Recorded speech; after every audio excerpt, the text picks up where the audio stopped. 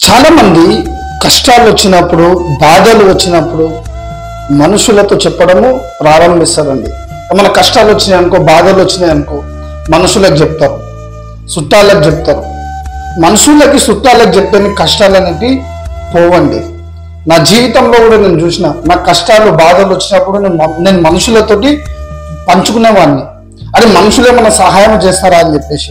కానీ నా కష్టాలు, నా బాధలు, నా కన్నీరు నేను మనుషులతో పంచుకున్నప్పుడు ఏ మనిషి నాకు సహాయం చేయలేదు, ఏ మనిషి నన్ను ఎంకరేజ్ చేయలేదు, కానీ నన్ను తృణీకరించినారు. అరే నన్ను చూసి నవ్వినారు. నేను ఎప్పుడైతే నా కష్టాలు మనుషులతో చెప్పుకున్నానో వాళ్ళు నవ్విరు, కానీ ఏ సహాయము చేయలేదు. అరే ఈయన బ్రతికింతేనా, అరే ఈయన జీవితం ఇంతేనా అని చెప్పేసి ఒక ఎగతాళిగా నన్ను చూసి నవ్విరు, కానీ ఏ మనిషి సహాయము చేయలేదు.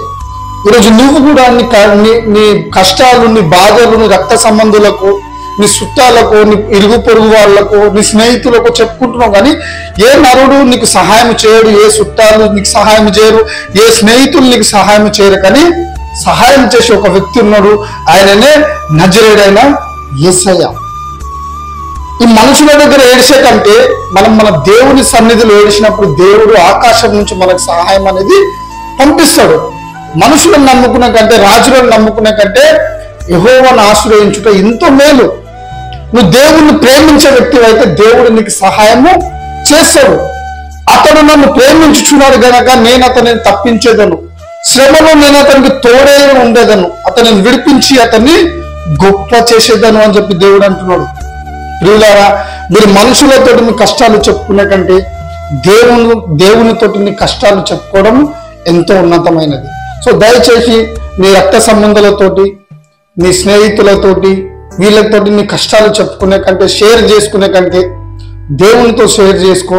ఆయన నమ్మదగిన వాడు, నీతిమంతుడు గనక నీ ప్రతి కష్టాలలో, నీ ప్రతి బాధలలో ఆయన నీ తోడుండి నిన్ను బలపరిచి నిన్ను నడిపించేవాడు.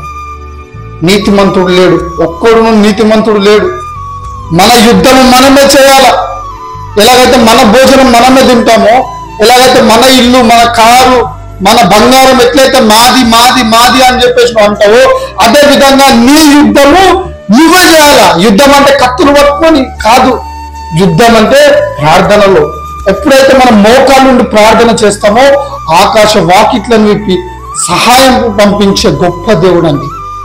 ఈరోజు నువ్వు మోకాళ్ళ నుండి ప్రార్థన చేసినట్లయితే గొప్ప కార్యాలు నీ జీవితంలో దేవుడు జరిగించబోతున్నాడు. ఒకటే మాట చెప్పాలనుకుంటున్నా, మనుషులను నమ్ముకో, కానీ దేవుని నమ్ముకో. నిన్ను సృజించిన దేవుని నమ్ముకో, ఆయన నీకు సహాయము చేస్తాడు. God bless you. Praise the lord.